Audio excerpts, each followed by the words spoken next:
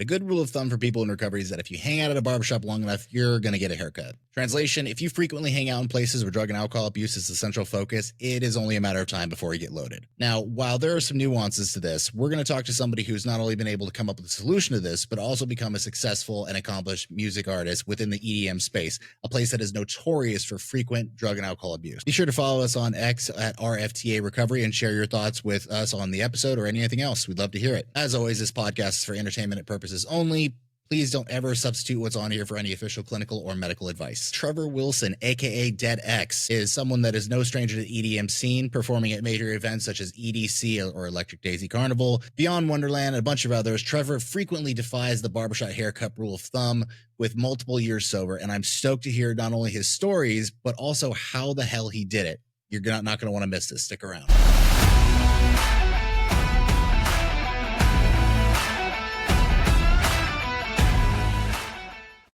Trevor, thank you so much for joining me. Very much appreciate it. What's up, dude? All right. So, I got to ask, give us a history of the using career. Yeah. Oof. It's crazy to do. Time flies. My first time getting high was almost 20 years ago. Jesus. That's so weird. Can I cuss on here? Dude, you can do whatever the fuck you want. That is the wildest fucking shit, dude. So yeah, man, I had that quintessential experience early on of finding that thing I didn't know I was looking for. Right. That first time, dude, like literally the first time I hit weed, I remember exactly where I was. Like that moment will never leave my brain.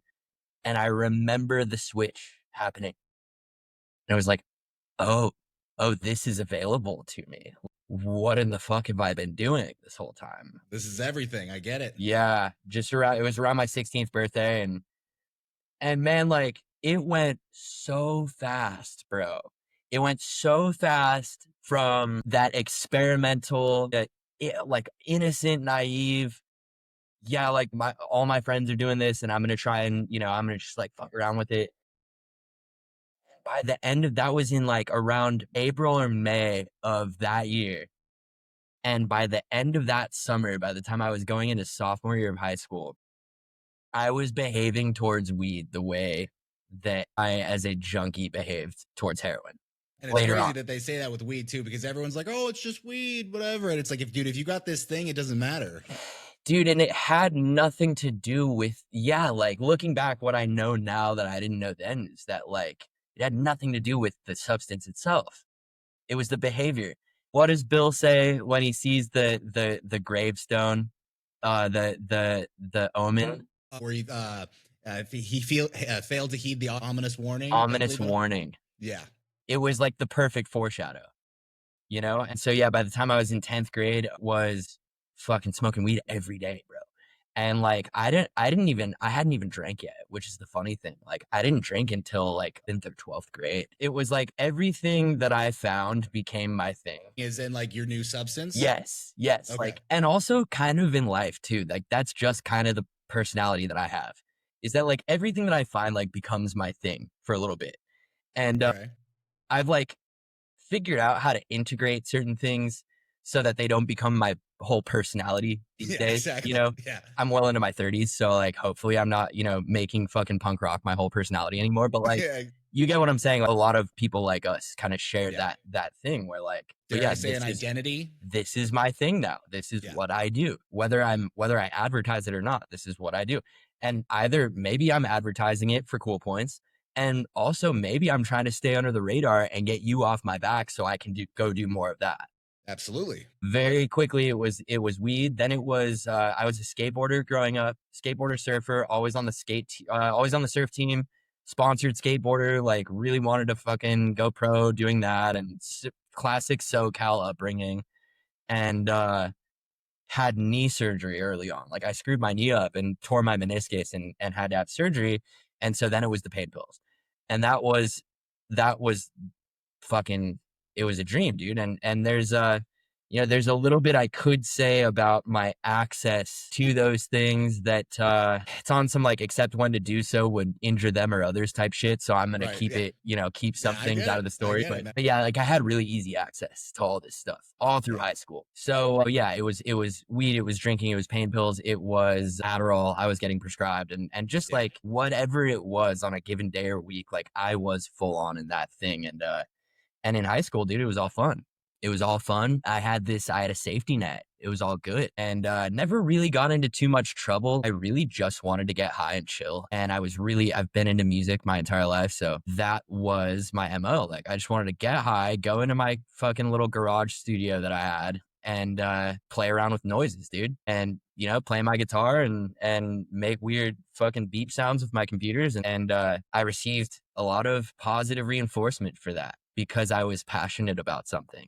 And because early on that thing kind of gave me some cool results out of that. I played in some bands when I was younger, and by sheer coincidence, opportunity, like met some famous people and got some recognition from them just because I practiced my instrument and, was in the right place at the right time. So I kind of started to use a lot of that as like my kind of calling card. It was like, hey, dude, I'm just doing my thing that I'm good at, that everybody's proud of me for. Yeah. So like, let me just do that thing. And the world hadn't exploded yet. So as long as you're doing the basic stuff and you're not getting too crazy with it, I mean, straight up, dude. Yeah. Straight up. And then it was music school for college. And like, I didn't even have to pass my SATs to get into that bitch, dude. Like I was good to go. And one of said famous people that I had kind of rubbed shoulders with ended up writing my recommendation letter. So I probably could have bombed that fucking audition too. And they would have let me in. And I just had no idea how like easy I really had it, while all at the same time I'm like playing this tortured artist like identity card, Of course. God, everything's so hard, bro. Everything's so tough, And like, needless to, I should say, like I had been through some hard shit. My dad passed away when I was 9. Suicide, and there was mental illness in my family, and there was definitely some of that stuff under the surface that we didn't talk about, and there was some weird, dynamics between my mom and my brother and I, and just, fucking therapist sweat dream, like, just a bunch of that good stuff. And so I went away to college, and like my first 2 weeks in college, dude, I check into the dorms and I'm all stoked, and it's this big, like beautiful thing. And then I like come down with this gnarly flu and I don't know what's going on. I see where this is going. Okay, gotcha. And it didn't occur to me that I didn't have my free pills anymore. I had been taking free pain pills all through high school to such an extent of access that I'd never been sick before. So like my first couple weeks at college were like this incredibly depressing time, and I was like super homesick, and I got all nostalgic and shit. And I was like, dude, I'm being a bitch. This isn't like me. Like I want to be away from home. Like what's wrong with me? I'm getting all sentimental and sad and shit. And like, it just didn't occur to me. So that one kind of passed, dude. Like I kicked and didn't realize I was kicking. And it was just a bad flu as far as you were concerned. Straight up, dude. So just jumped into partying, got okay grades my first like year and a half in college, and discovered coke while I was out there. At some point, dude, it was like maybe halfway through my sophomore year. At some point, we had this really sketchy dude from South Boston who hung out at our apartment because like we were just a bunch of white kids, and he just saw the fucking opportunity and was like, hey, like I'll give you guys free drugs if you let me like trap out of your apartment, basically. So he wasn't in the music school or anything. He was just a guy that was around. No, he was just straight up out of the hood. Okay. Straight out of the fucking hood. His name, I never knew his real name. He introduced himself as Sandman the first time I ever met him. And he was allowed to hang out and like trap out of our apartment in this building that was like right across the street from like the main building of the college that we were at. And so we were doing a bunch of coke, and at some point he was like, hey, yo, try this shit. And it wasn't white, it was brown. And that was the only difference. He was like, hey, take a bump of this. And I did it. And like, it was like, hello, old friend. It was that thing. It was like, fuck, like this is that thing. Yeah. This is that fucking thing I've been looking for. Like, that I lost. Oh my God. Okay, cool. So now that warm blanket. Yeah. Dude, straight up, that fucking cradle, that mother's cradling arms telling you everything's going to be okay. That kicked that off. And man, say what you will about the rest of my story, more or less 7 years became how to get more of that. You went through the progression of sniffing, smoking, shooting, the So whole I had thing. never actually shot. Yeah, Okay. I went through, we were on the East Coast, we were snorting, because it was Oh, that's why you're on the East Coast. 'Cause it's all tar out here on the West Coast for the most part. So yeah, gotcha. the first time, bro, yeah, the first time I had tar, it's funny, dude. I kind of fell in love with it because I had to smoke it, and there was just this like ritual around it, Oh yeah, absolutely. and it's so funny. But like the first time I came out here and I was like, well, I gotta find some dope, and all there was tar, and I was like, the fuck am I supposed to do with this shit? It smelled and tasted like death, just death and vinegar, bro. And that was that smell, dude. That was how you knew the shit was good. The worse it smelled, better it was. All right. So where did it take you? Because obviously we know how this story ends. Obviously it's Yeah, not we winning, yeah, but yes. All of it simultaneously with like that part of the story, me finding dope. I stopped playing so much guitar and I started producing more like electronic music. I ended up joining a collective of producers. Like we kind of formed our own little like independent label, and we all simultaneously dropped out the same year because we gotten like a manager for all five of us and like a booking agent for all five of us. And so we were getting these like cool ass shows, like opening for artists that were big at the time. I could drop some names. They probably wouldn't mean shit now, but at the time it was like, God damn, like this is a no brainer. Like, fuck school. Let's go do this. So that brought me back out to the West Coast. I dropped out first semester of my last year, basically. okay. I was already failing out anyway, so it didn't really matter. I was gonna say by this point things start going downhill. Yeah. Yeah. So made it back out to the West Coast. Lived in LA for a little bit between San Diego and LA. And dude, once I found the plug wherever I was, it was like every move that I made, I found a story to tell. It really was always just an excuse to like go where the dope was. And Talking about like then this is why I'm going here, but it's the same cycle over and over exactly. again. And like Yeah. there were times where like I can remember, I did some tour dates during that time. There actually was a little bit of legitimate Sure. opportunity and success happening at the time. And bro, like I remember just such a fucking dumb kid, man. Either running out of dope or trying to bring it with me, and just a multitude of stories that unfold from that. Like I fucked up on booking my flights and I was in Chicago and booked a flight for like 2 days past where I should have been staying there, and just I'm like in Chicago. Like there's no way a white boy is finding fucking drugs in No. Chicago. Not safely anyway. Yeah, and like thank God I was smart enough to intuitively like, I was like, fuck, I'm in my hotel room just trying to kick.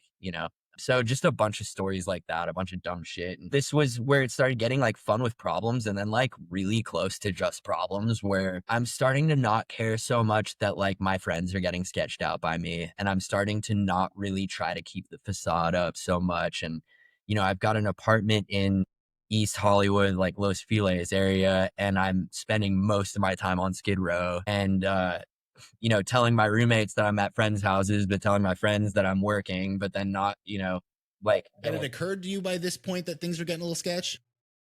When we're doing our things, like we make up these stories like it's not that bad. I'm just doing whatever. Times are a little rough, and it doesn't actually occur to us. Had it occurred to you yet? Like things are getting weird? Dude, that's such an interesting question. There were stories that I told myself, throughout this whole time, I still like read a lot and I still was like kind of a nerd. And so I would just revert to stories and anecdotes of other famous musicians. And I'd be like, well, Okay. this person was fucking up this, and You I know, the just, musician justification, you could do that all day long, but it's like, hey, as long as I get here, this is just a stepping stone. It is what it is. bro, like I could be ODing and about to die and be like, well, fucking Alice in Chains lead singer died alone in his apartment. Like, at least I got people looking for me, like just some dark shit, like some dark ass, like justification shit. So yeah, like I would have a job here and there. Like back then it wasn't DoorDash. It was, there's some delivery service that I was like driving deliveries and like legitimately driving around just like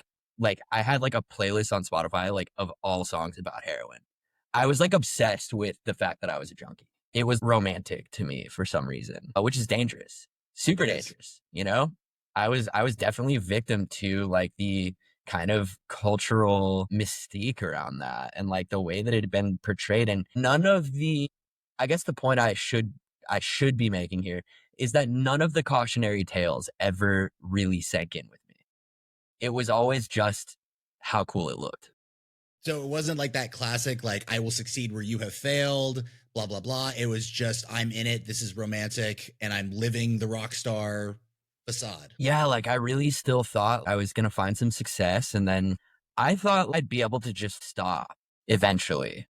And so I was like, well, if I'm going to stop eventually, there was this thing like deep down where eventually this isn't going to last. My ego was so thick that it wasn't like, not because I'm going to have to stop, but because, yeah, I don't really want to do this forever. Like, Yeah. and It's amazing that'll think of that control that we think we have yeah. when we're in it. And so my rationale at that time was like, well, may as well live it up. May as well fucking be a junkie. I looked at it almost like I was doing research for a role or something. Like Absolutely. I was like, yeah, I'm immersing myself in this world and like something will come out of this eventually. I was like, I'm building lore. Like I literally was delusional as fuck. I was like, I'm building lore. Something creative will come out of this eventually and I'll have to stop, but who knows, you know? So that led to going to treatment my first time, you know, because I got kicked out of that apartment, had to move back to San Diego, was couch surfing in San Diego between my brother's house and my mom's house and, you know, trying to keep a job here and there and embarrassing myself in the process and embarrassing everybody around me in the process. Really, you know, it affects all whose lives touch the sufferer, right? Yes. And this period of time, 2015, 2016 period of time is where that sentiment is incredibly apparent in my life. Where my way of living is affecting more people than just me and on a daily basis. And I'm sore on the face of my family at this point. Now, had the lore worn off by this point? Well, yeah, like the rock star shit. Yeah, that was starting to wear off, but there was still this thing, dude. Like there was this thing, like, cause at this point I couldn't get money anymore. And so I resorted to committing crimes. And it's kind of hard to keep that facade up when you're doing things clearly that you know it's like things have taken a turn. The delusion had to work double time to keep up with the descent that was happening. The demoralization, you know, the delusion had to work overtime to keep up with it. And so at that point I'm like, well, I'm just like some fucking I was always romanticizing it. That was how I justified everything I did, was through romanticization, because I've always worshipped a certain aesthetic.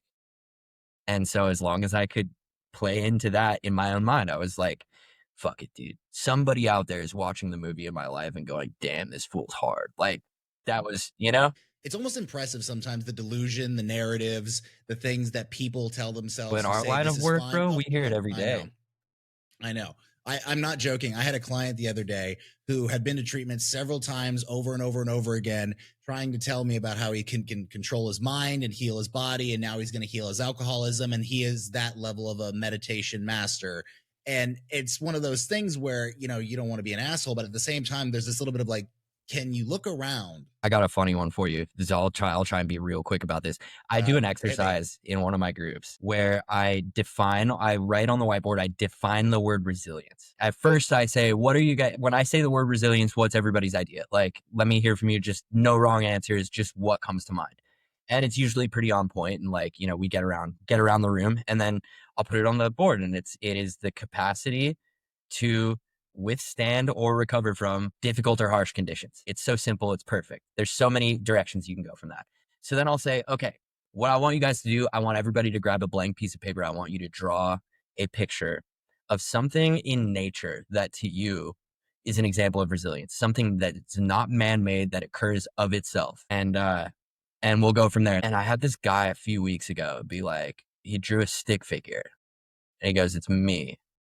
I'm an example of resilience. And I was like, I just wanted to grab like my popcorn and just be like, tell me all about it, bro. Yeah.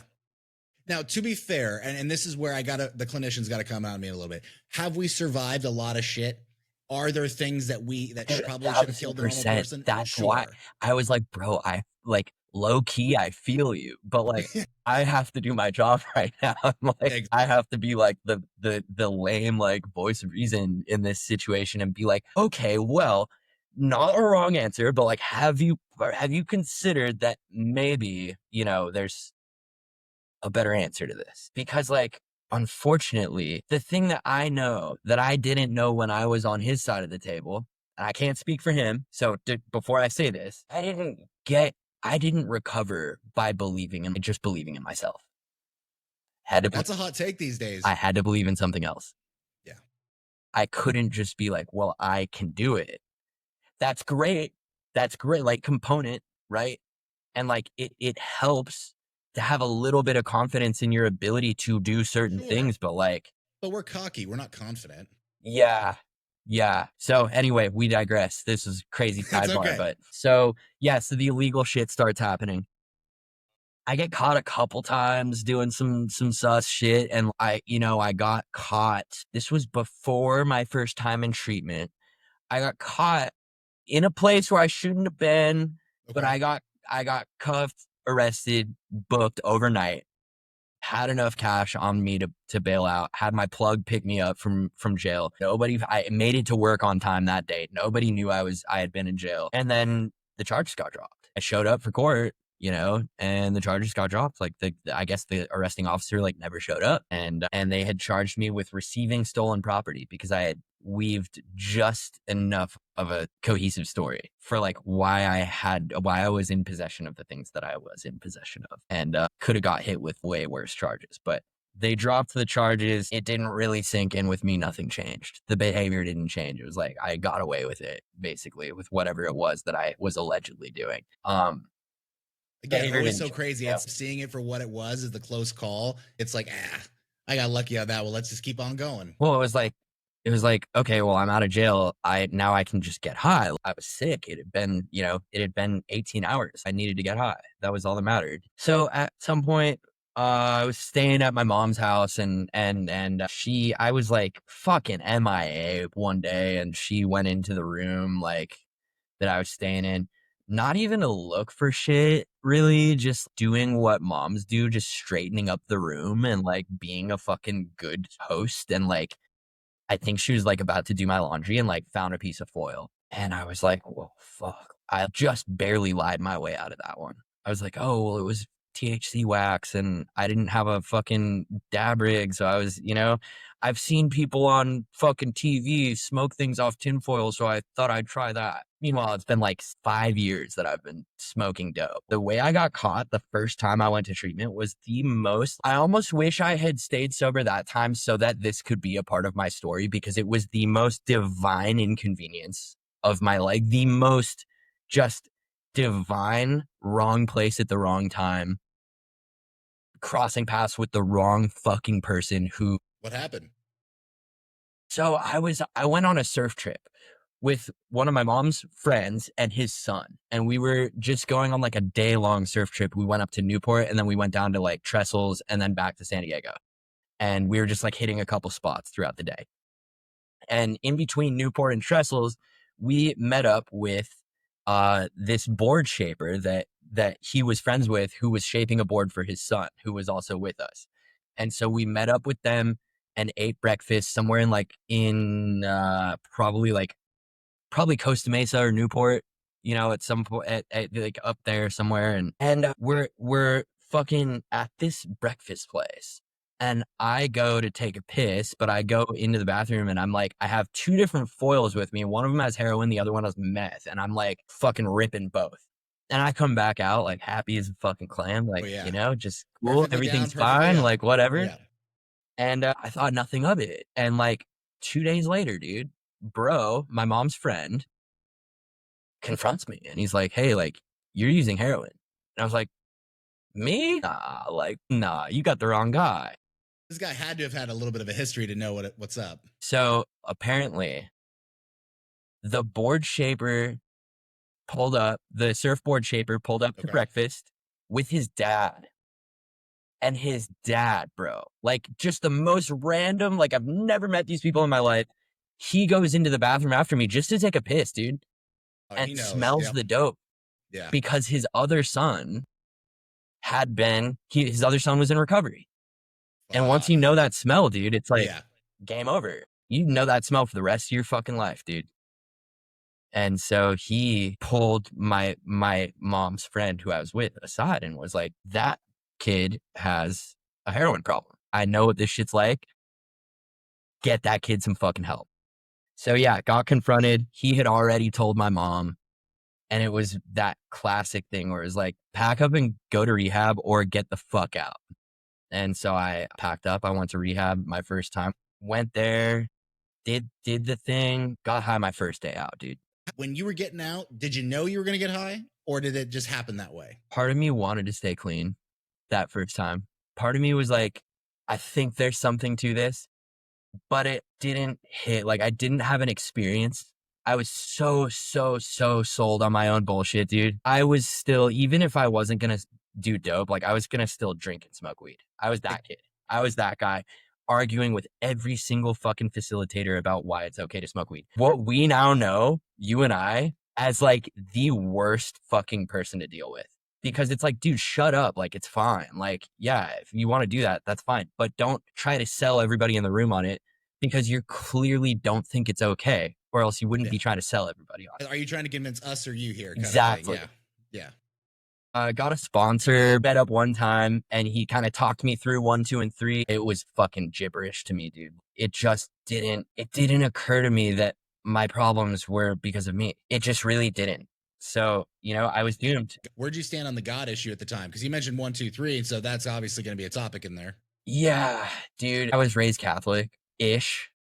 Like, Catholic light. Yeah. Diet Catholic. I get it. Yeah. Yeah. Fucking Christmas and Easter, dude. Took my first communion, did the thing to make my grandma proud, on my mom's side. She was, rest in peace, amazing lady.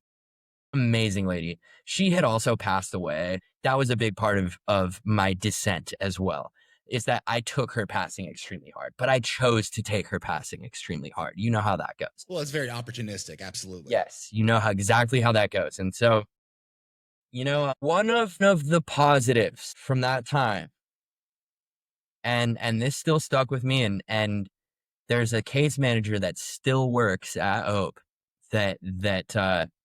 he's my fucking boy, because Hope's where I went the second time too. This last time, that's where I went to treatment as well. Gotcha. And I had the same therapist and this case manager who had been there both times that I was just blessed to know this guy. Just what a fucking guy. And the one thing that stuck with me from that first time I was in treatment was that he printed out a package because of just a thoughtful ass gesture. Something I had mentioned offhand one time, like this dude really just wanted to like see me put my mind to something. He printed out this packet of just like beginner level, like starter pack Eastern philosophy shit. Some Buddhism and some Hare Krishna stuff and just surface level stuff. He's like, see if there's anything in there that speaks to you. And I think I had that same packet for like 3 years, like that same printout that he gave me. Because it was valuable as far as what was in it, or because of the nostalgia? Both. But I kept it because I was like, oh, there's some good stuff in here. And I didn't know where else to find some of that stuff. Even through that next 2 times of like getting high, because I got out of that treatment center, I got high, shit hit the fan again. And I guess I'll just fast forward because this is getting real close to like where I got sober. So I get out of that treatment center, it's the big coin out, the big, I'm milking all of the attention I can get, trying to get everybody to tell me how good I did. And dude, I got caught shoplifting during that time in treatment. Like caught, dude. Not just the treatment caught me. I got caught. The van had to leave me with the cops. And one of the admissions guys had to come get me. And this guy, every fucking time I see that, he won't let me forget it. Every time I see this guy, he's like, remember the time I had to fucking pick you up from Rite Aid? And this is like 10 years ago at this point. Every fucking time I pull up to this guy's home group, he's like, oh, fucking, hey, dude, what's up, bro? How you doing? Like, as if he's still like big broing me, like, fuck of you, course, dude. Yeah. Yes, I remember that time. Absolutely. No, it's all love. It's all love. All right, so fast forward. So bring us up to this time, getting sober, like the time. Right. So did a geographic in between there. Did a geographic, went somewhere, came back, and that geographic was supposed to be the one. was supposed to be the fucking fix, dude. And I came back and started working for a family friend in the fitness industry and worked my way up to, you know, there was like a year and a half in there between mid 2016 to late 2017 where I took this job real serious and I like worked my way up to a managerial position and was like selling memberships and then leading a team of people selling memberships and then, you know, managing a gym and drinking like an alcoholic, miserable as fuck, but not doing heroin, you know? Hey, we're winning. Yeah. And I talked, bro, I was the worst. I talked like a person in recovery. I talked the way that we talk about being grateful for life, but meanwhile, I'm just miserable as fuck, dude. Like, it's amazing how that bullshit comes in because when you've done the meetings, when you've done the treatment, you pick up the lingo and it becomes a part of the, like being a chameleon, right? Like, let me say this, let me present this way, you'll leave me alone. I know how to do all this stuff, get everybody off my back, and everybody go, oh, look how good they're doing. And inside it's just bullshit. And God forbid you run into an actual person in recovery. Oh yeah. Because let me fucking tell you, brother, if you've never felt another person's bullshit radar fly off the charts when you walk in the room, look no further than thinking you can be a normie and crossing paths with a person in recovery. It's happened to me many, many times when I was in and out, dude. And because you can fool the people that don't know anything, but those ones who've been around that got that radar, it's one look, they know. And the most annoying part about it is they're so nice. They listen to your shit and they don't call you out right there. They just nod and smile and just kind of do that thing. And you could see it in their eyes. They're not believing a word you say. And it makes you try harder. And if you know, you fucking know. And if you don't, God bless you. You know, like, but if you know, man, fuck. That's a tough place to be. So yeah, that final relapse, man, I've never said fuck it so hard as I did on that last relapse because I had shit going for me at this point. I had some material things. I had an apartment. I had the chick. I had the fucking job, you know? Me and the chick broke up. And within like 2 months, dude, I was hitting up the smoke shop for whippets every day. Like that was my thing. Like I was like, get off work. That was the new thing. That was my new thing. Get off work, grab 2 cases of whippets, hit the fucking liquor store on the way home, and go home and just drink and do whippets. And then one day, man, it was like I was in the old neighborhood, like where I used to cop, and I was like, you know, maybe I'll just drive by that McDonald's I used to cop at. What could it hurt, dude? Yeah. Like, and it was literally the whiskey and the milk.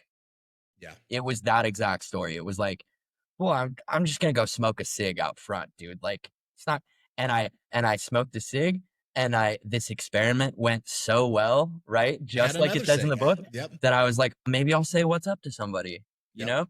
Oh my gosh, I'm not dead yet. What do you know? And like, before I fucking knew it, I'm in my car ripping a foil, dude. Like, it was like I blacked out and I just came to and I was in my car ripping foil, like just getting high. August to November, fairly quick time frame, but so much shit happened during that time, man. Like so much bad shit happened during that time. The emotional depths that I went to, the spiritual depths that I went to, the demoralization, the lies I told, the fucked up shit I did interpersonally, the fucked up shit I did illegally, everything about that time was the worst it had ever been. And almost immediately. And classically, like in the book, you know, everything you'd learned just went out the window and just progressive 101, you know? And like, it's not like I was fooling myself, like thinking I was doing well while I was miserable. The only thing that really changed internally was that I was high. I just wasn't miserable anymore. Because here's the thing, dude, is that shit did its job. The problem with something like heroin is that, you know, it solves this problem that I carry around with me. And it does a really good job at making me think it's solving the problem. What it's really doing is numbing me to the fact that there even is a problem. Right? And so it's like having a big gash that needs stitches and like it's bleeding out and I just throw numbing cream on it instead of getting it stitched up. And that's what's happening to the problem within me. Like I still need to heal. you know, I still need a solution. And then the cherry on top is that it brings with it into my life problems that are worse than the one I was trying to solve to begin with. Which then prompts more use and so on and so forth. Exactly. Yeah. So, you know, it's really hard to see that logically until you have accepted that there might be a better way. It's an unfortunate reality, and I know you know this personally and working in the field here and there as well, is that you're not done until you're done. And there's, you know, because we could look at it on paper and all the things we go, well, now they'll get it. Now it should click. Now this. And it's like, no, you're not done until you're done. There's this illogical yet logical component to things. Logically, why I'm doing what I'm doing makes sense on paper. However, like you said, the numbing cream when you need stitches, right? The illogical part is that despite the fact that it makes sense to me in my fucked up way of thinking, it really doesn't solve anything at all. Right. And everyone's around going, do you get it yet? Do you get it? Yeah. And pain is a great motivator, unfortunately. Well, so yeah, like, you know, it's like a blessing and a curse that it went as fast and as hard as it did, because the blessing is that it got bad really quick. And it ended with me in the back of a cop car yet again, going to get booked in jail yet again, except this time the charges were worse. This time I had broken into a couple houses instead of just being caught where I shouldn't have been, you know, with some stolen shit. This time it was like very clear. And also when I got caught, dude, like, oh my God, I was a defense attorney's worst nightmare because I was on a bunch of Xanax. And so I just started yapping to the fucking cops, dude. I wish I could like be a fly on the wall and watch just how bad I sound. The bullshit thing that you used to be able to do back in the day, it was going on autopilot, but all the Xans was just not God, and it had worn so thin.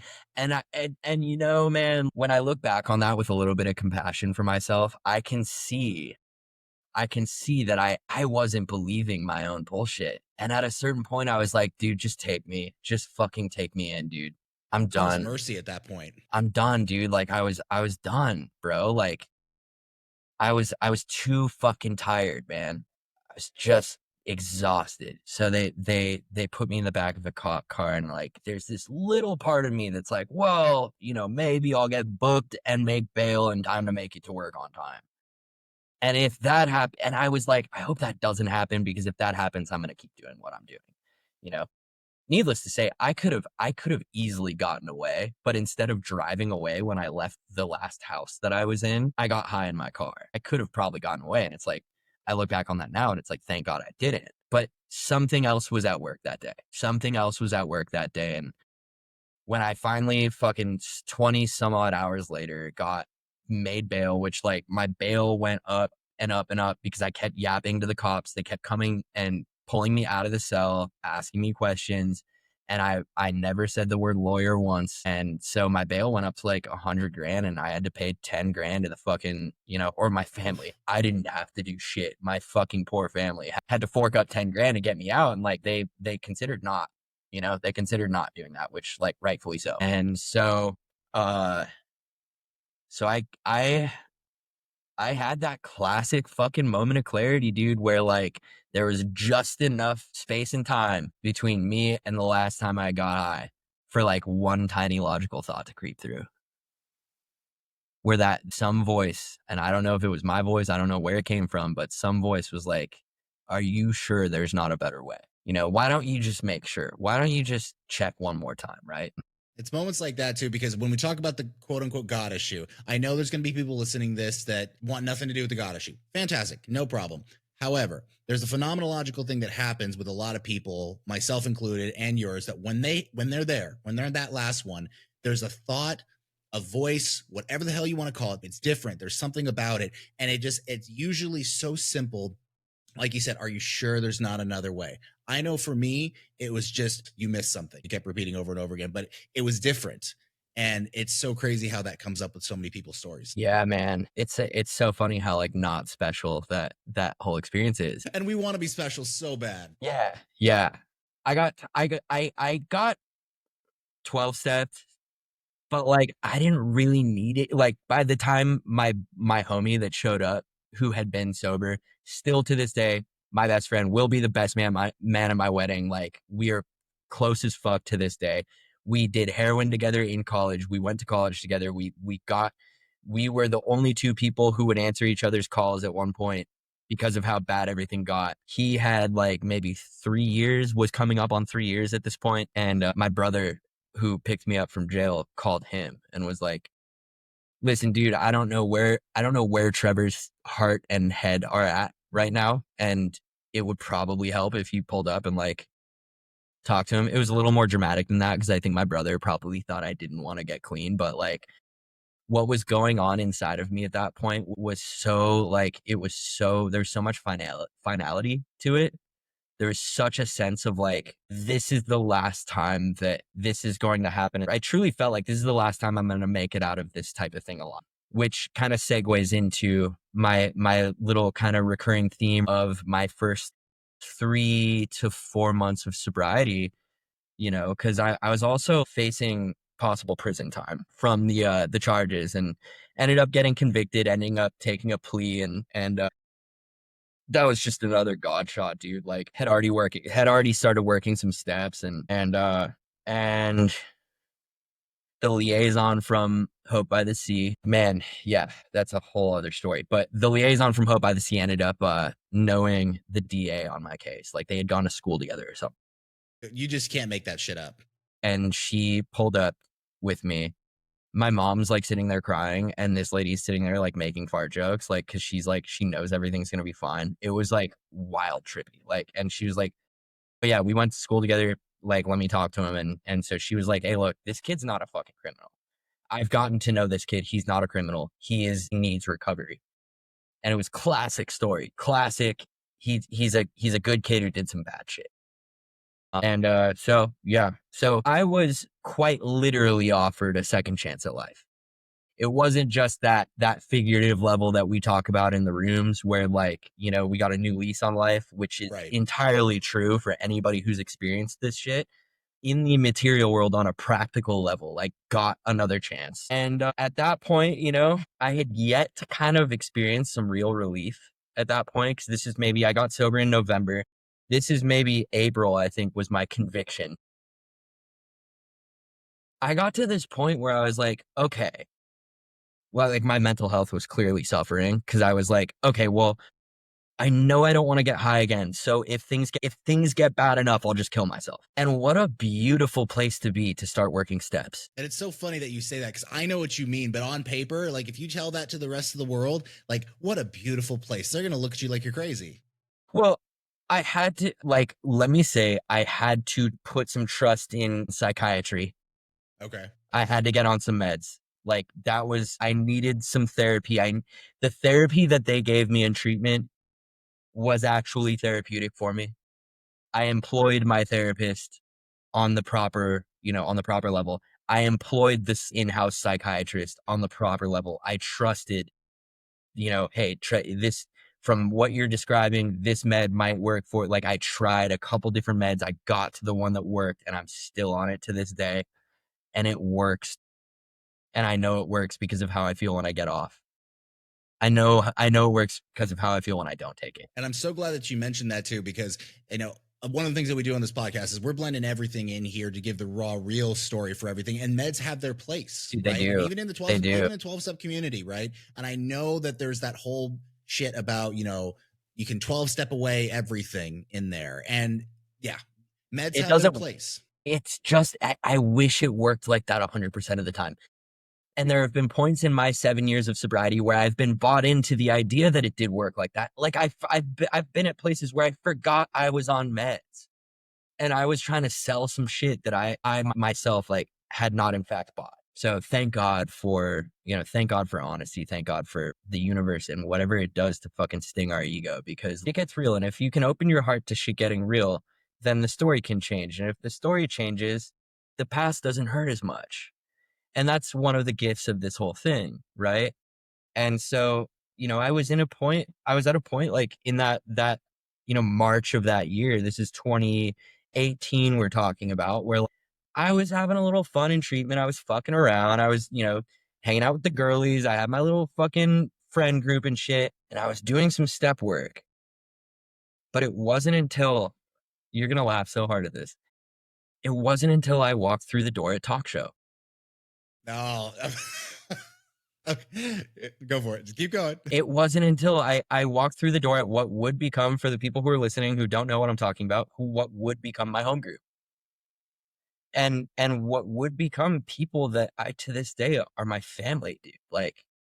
Like incredibly close friends, like people whose kids I babysit, houses I house sit, people who I have helped move, people who have helped me move. That whole experience that we tell people, well, you got to go out and try and get this, right? It found me. And in reality, it's got to find you. And like, it'll find you in whatever form it does. It doesn't have to be in the form of, you know, a specific group of people or anything like that. Fellowship's great, but it's not written in the steps that we have to have a home group and a group of people that we go out to dinner with every Friday night. You know, I'm glad that you mentioned talk show and all that stuff too, because one of the things, part of the reason why I love talking to so many people is I love, it sounds so weird to say, I love being proven wrong about things. Cause I'm, for those of you who are you were listening, one of those motherfuckers, weren't you? dude, of course I was, dude. So for all the people listening, the meeting that he's talking about, I am not a fan of. We got to get you in there, dude. I want to get you interviewed. I don't know if I could be funny in that. I thing. have think access to the calendar, bro. I can book it, whoever. I don't even go to the meeting anymore. I still have access to the calendar from when I used to have that commitment. I can book whoever I want, dude. Like, do you have any idea how much shit I would get if I was to do that meeting? Because for all the crap that I've ever told, anyway. For the people it's perfect. It's perfect. Yeah. It's like coming back home. Come back home. No, I'm just kidding. But yeah, but I love being proved wrong. I love hearing that. Shit shows up. You know, Brian, I gotta give you some credit. There's a few guys that I crossed paths with along the way during that kind of March, April, May, June of 2018, where I was living in a sober living house up on the hill in Capo Beach, and I had a skateboard and a bike, and like I could kind of get around. And I would go to the Sunday meeting CA at Capo Church, that Sunday night meeting, right? And I would go to the Golden Coast Vapes meeting. I would go to the other vape shop meeting that was across the kitty corner from that, over by the Chase Bank. Yep. I forget the name of that vape shop, but I can't remember it either, but I know what you know what. Yeah. And they both had meetings, and they were vape shops across the street. Dana Vape. Yes. The Dana Vape meeting, and it was I think that was another Sunday meeting, and I think so, yeah. And the Golden Coast Vapes was on Wednesday, and that was the talk show crew, and so talk show was on Saturday, and so I just developed this cipher of this rotation of kind of knowing what I was gonna get based on where I went, right. and I started to trust what I felt that I needed. It was this weird new alien thing where I was like, okay, well, I seem to be getting some input on something, on some level that's deeper than intellect. It's these places that I'm going and these people that I'm listening to, and that, you know, that, man, there were some fools that went to that Sunday meeting at Capo Church, like, that I used to see you at. Yep. But I would see you, and you were like big bro, because you like had more time than me, and you were on your fucking everything shit at the time. And it was so entertaining to hear you fucking pop off, because it was like, oh, you're allowed to have opinions about this shit too. That was what was really interesting, was like, I see all of these people, you know, I would go to like NOI, and I would go to like those meetings where it's like, you do shit one way. And there was a certain safety and a security to meetings like that, especially as a kid who grew up without a dad. So like, I would go to these men's meetings, and I would get this really like, you know, fraternal, I guess, vibe, where I'd be like, okay, cool. Like, these old like fucking biker dudes talking about fucking Marcus Aurelius and shit. And I'm like, okay, cool. There's like a vibe there, and I can go there for that. And then it was also like, but there's all these other people who are like doing really well in their recovery, who are extremely opinionated and seem like they've put a lot of thought into this thing, but it's speaking to me on the same level. And so I developed a fascination with this thing, and I started tying it into full circle with that, you know, that printout packet that I got the first time I was at Hope by the Sea. I was like, shit, like, you know, that kind of spoke to me. So I'm going to like look into that a little bit, and I found a Krishna temple in Laguna Beach. Hell yeah. And I would go to the Krishna temple for fucking darshan on like on fucking Fridays, dude. And then like my boy who was at Canyon Club PM meeting would get out of that meeting and come to the Krishna temple, pick me up, and then we'd go out and hang out with homies. And that was my Friday night for an entire summer. And like, and then I discovered the joy of fucking Al-Anon and like started fucking around with the idea that I didn't need to live my life to please other people, and like had just this beautiful journey, dude. Like this Dude, and I beautiful love journey. it how like what starts off as like this desperation to live becomes this lust for like, give me more. Give And me more. life, dude, just becomes this buffet platter of experiences at that point. If you decide to look at it as such, like you really can wake up on any given day and like go fucking just eat it all up, dude. As long as you are willing to present yourself to the same extent, you know? And that was a big thing I learned on that was kind of like my spiritual experience. My spiritual experience, the one, you know, like my main capital S spiritual experience had a lot to do with this kind of reciprocal nature of the universe, and not this transactional thing, but this thing where it's like you give and you get. And there's not like a you give so you can get, or you get therefore you have to give. It was like you give and you get simultaneously. And the terms on which what you give is returned to you is not a luxury that you have. Like you don't have the luxury of knowing how that's going to happen. You just give of yourself. And that in turn, you know, I'm getting like goosebumps, like even thinking about this, but that like brought me closer to, you know, my grandma who had passed away, because she was like the warmest person I had ever known. And I never understood how a person could be so, just in their presence and just in their being. And it was like, oh, this is just the joy of kind of giving of yourself. And that transcended meetings, and that transcended sponsee relationships. That was just a relationship that I had with the world and with life at this. Well, there's a Taoist expression that says, when the wise man points to the moon, the fool only sees the hand. All these things like meetings, sponsors, books, readings, temples, blah, blah, Failing blah, to see they're the all forest for figures. the trees type shit, Exactly. Yeah. you know? And like just the joy of kind of zooming out and seeing it all has been such a gift. And you lose that and you find it again along the way, right? Yes, you do. You were talking about that the other night, and you said something I really liked. You said God's address is now, like as if to say that now is in quotations, like now that is the, like, you know, 1, 2, 3 now, Now 3, is, like that. yeah, now is God's address. Yeah. Yeah. And Yeah. Because what it says in the book, may you find him now, it's like location. oh, I love that. I never thought of that before. Yeah. You know, and like that's a powerful thing. It's a powerful thing, and it's powerful enough that it continues to be true all these years later.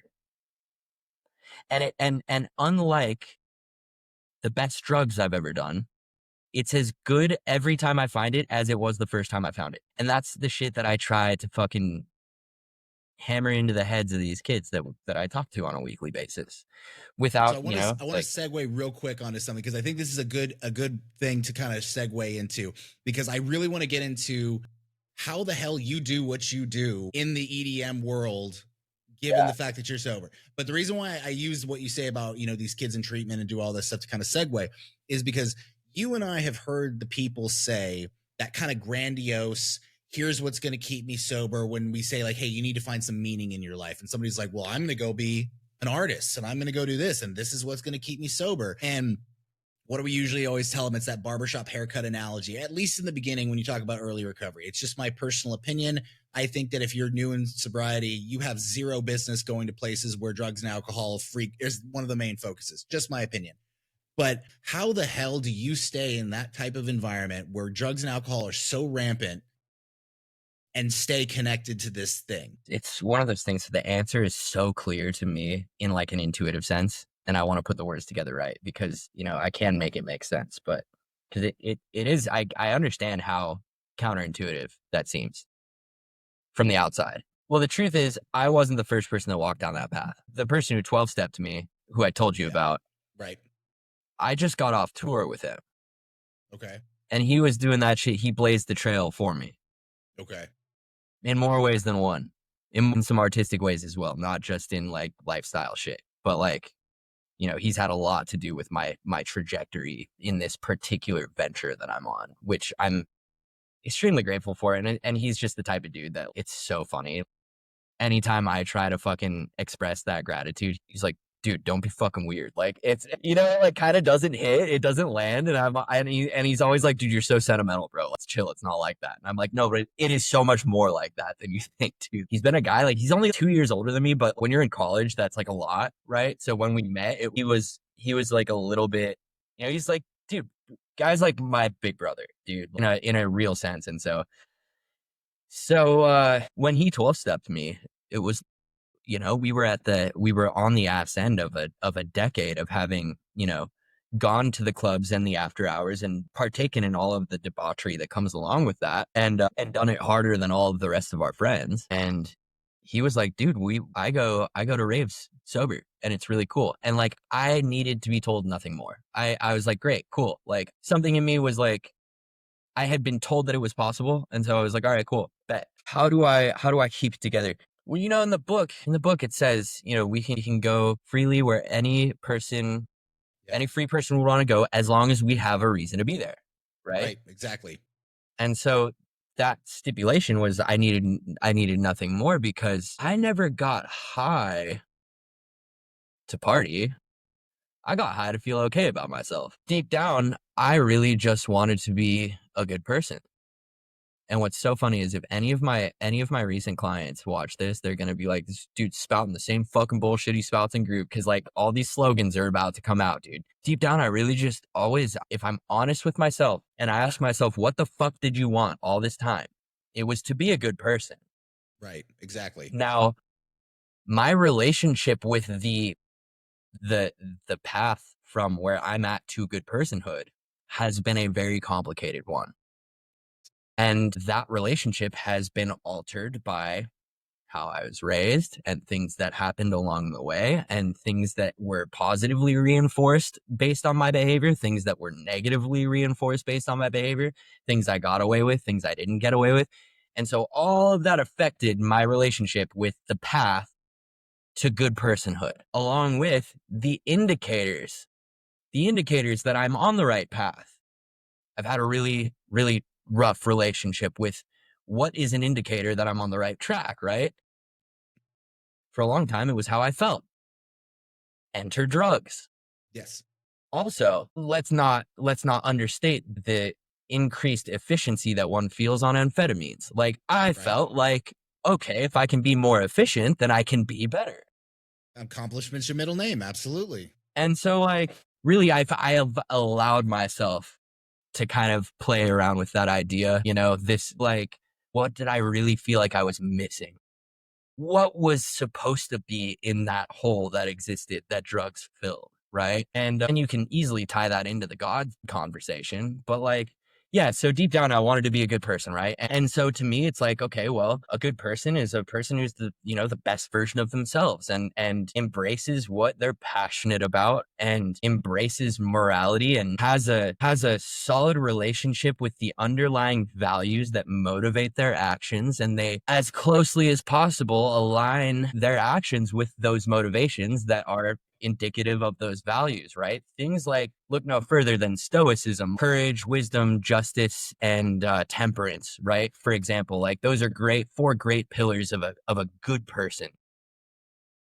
Well, I'd argue that and I'm going to take like a Christianity aspect, sure. Right? So I think the mistake that people do is that they say, I am going to do X, Y, and Z, and therefore I'm good. However, when you go to, I'm going to use church as an analogy.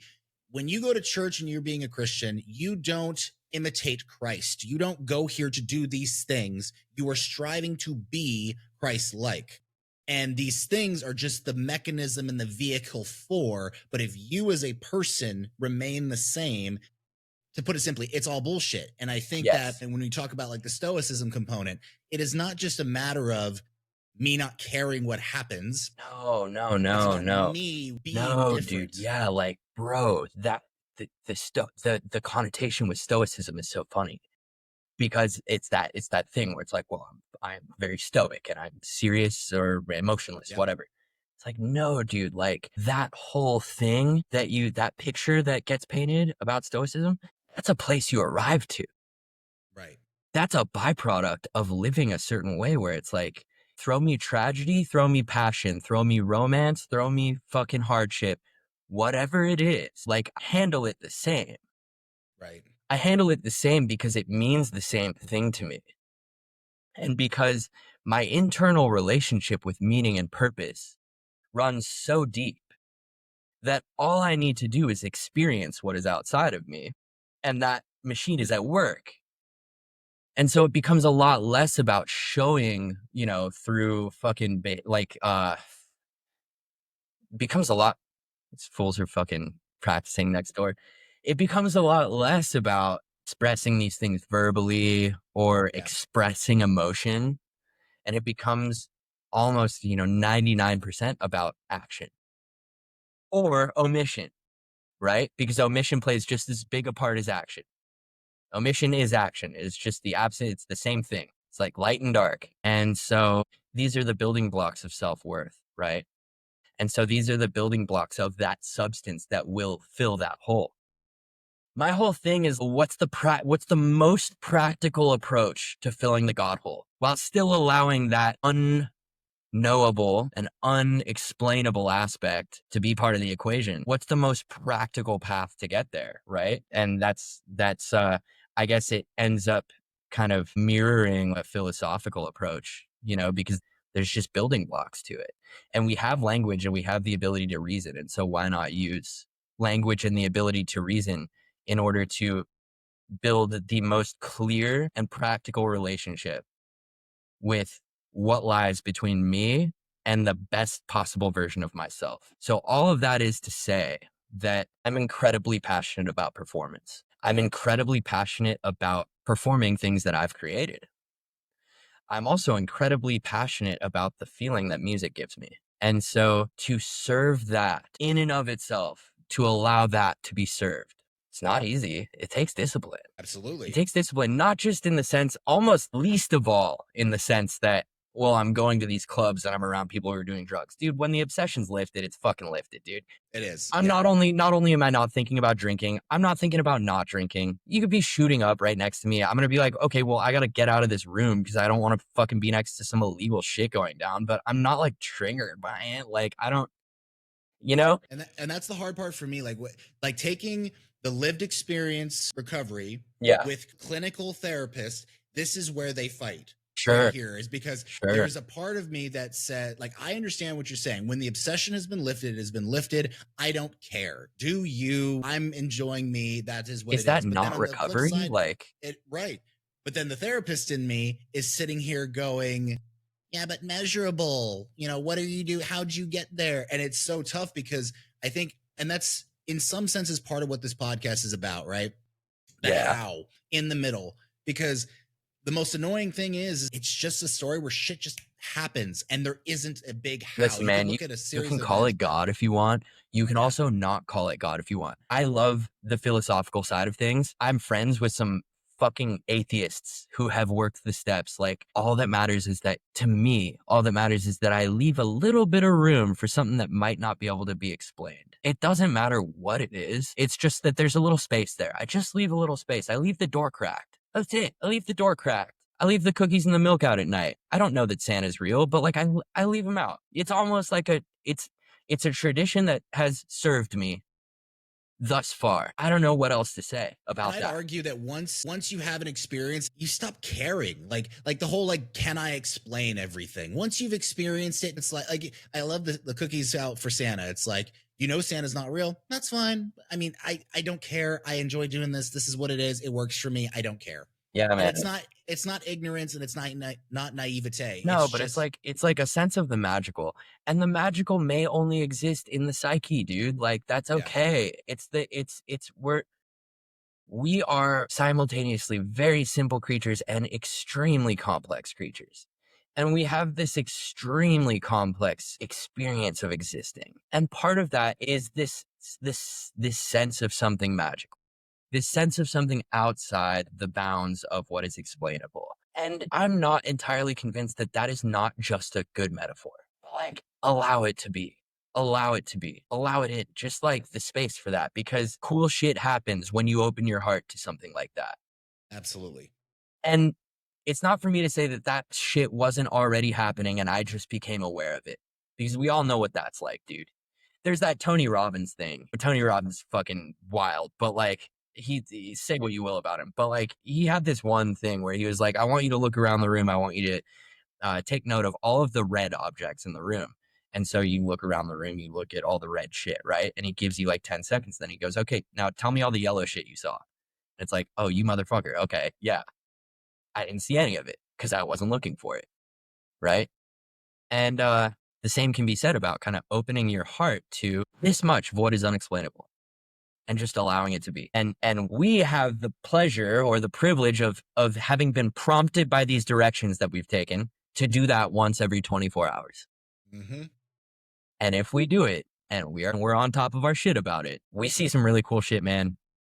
Talk to 99 alcoholics, 98 of them will co-sign that. Absolutely. You know? Yeah. And that last one, my heart goes out to him. Yeah. That last one, right. I'm here to talk.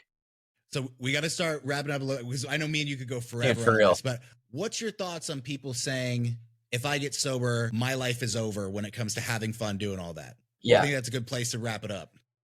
Yeah, dude, let me just talk about that for 3 minutes and then fucking wrap it up. Yeah, that's well, just do the best you can. Yeah, no, I'm just being a cunt. Like, put your hand out, dude. I don't know, man. Like, at a certain point, you gotta be willing to ask for help. You have to be okay with what you receive. I wish I could have been told that, or like had that instilled a little bit sooner. Is the terms on which you receive the help you're asking for is what you get.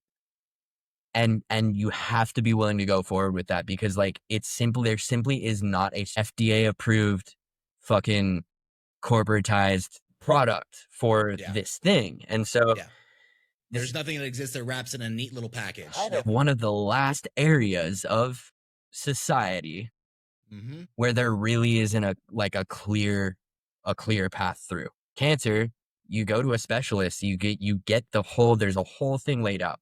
Diabetes, you go to a specialist, there's a whole thing laid out. This is like, there's people who have gotten sober without treatment. There's people who needed to go to treatment 10 times. There's people who have gotten sober without the steps. There are people who their lives have changed for the better.